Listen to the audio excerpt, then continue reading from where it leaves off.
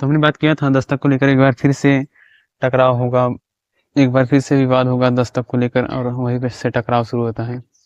तो अभी क्या था, जो कंपनी थी ईस्ट इंडिया कंपनी और जो उसके कर्मचारी थे, तो प्लासी के युद्ध के बाद कंपनी को तो पहले से ही जो है फ्री ट्रेड की अनुमति थी कि आप व्यापार पर टैक्स नहीं देना है आपको, अगर दस्तक दिखा दिया तो लेटर होता था एक, हमने बात किया था। तो प्लासी युद्ध के बाद जो कंपनी के कर्मचारी थे उनको भी ये छूट मिल गई कि आप भी लेटर दिखाएंगे दस्तक तो आपको भी टैक्स देने की जरूरत नहीं थी। लेकिन ये छूट तो कंपनी और कंपनी के कर्मचारियों की थी ना, कंपनी और कंपनी के कर्मचारियों के को ये छूट थी, जो भारतीय व्यापारी थे उनको तो ये छूट नहीं थी ना। अब सपोज भारतीय व्यापारी कोई सामान बेच रहे हैं तो उनको टैक्स देना पड़ रहा है, तो थोड़ा ज्यादा दाम में बेचेंगे, और अंग्रेजों को टैक्स नहीं देना पड़ रहा है तो सस्ते दाम में बेचेंगे। तो जो भारतीय व्यापारी थे वो प्रतिस्पर्धा में पिछड़ जाएंगे ना। फिर अंग्रेज अब क्या करते थे, जो कंपनी कर्मचारी थे उनको तो मान लो दस्तक दिखा दिए तो उनको टैक्स देने की जरूरत नहीं थी, जो भारतीय व्यापारी थे उनको टैक्स देना पड़ता था व्यापार के लिए। तो अभी क्या था, मान लो ये कोई भारतीय व्यापारी है,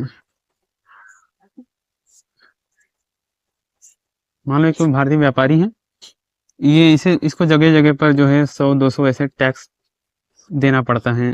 अभी वो 100-200 जगह जगह पर टैक्स दे रहा है, भारतीय व्यापारी है, तो 5 जगह पर दिया तो उसका 500-600 तो टैक्स में ही चला जाएगा।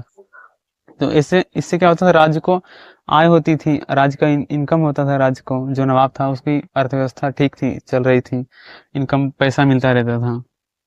लेकिन जो कंपनी के कर्मचारी थे उनको टैक्स नहीं देना पड़ता था, दस्तक दिखा दिया बस चलो निकल जाओ आगे। तो फिर कंपनी के कर्मचारी अभी क्या दिमाग लगाते हैं, वो कहते हैं, जो भारतीय व्यापारी थे उनको कंपनी के कर्मचारी क्या कहते हैं, ईस्ट इंडिया कंपनी के कर्मचारी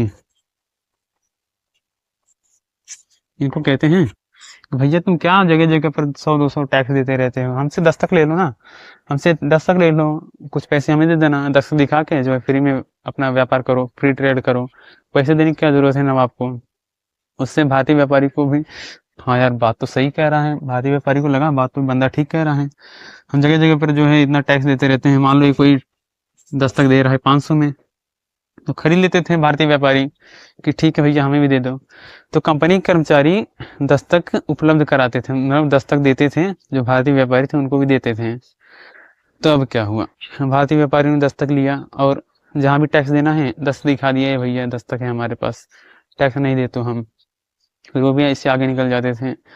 तो इससे क्या होता था, जब दस्तक कंपनी कर्मचारी देते थे भारतीय व्यापारियों को, तो कंपनी कर्मचारियों को तो इनकम हो रही थी, लेकिन यहाँ पर लॉस किसको हो रहा था, नवाब को। क्योंकि जब भारतीय व्यापारी टैक्स दे रहे थे तो वो पैसा किसको जा रहा था, नवाब के पास, राज्य के पास जा रहा था। लेकिन अभी जब टैक्स नहीं दे रहे हैं तो दस्तक दस्तक को खरीदने में उनका पैसा जा रहा है, तो वो पैसा जा रहा है अंग्रेजों के पास। तो फिर इससे नुकसान हो रहा था किसका, नवाब का, मीर कासिम का। तो मीर कासिम ने कहा ये भैया ठीक नहीं चल रहा है।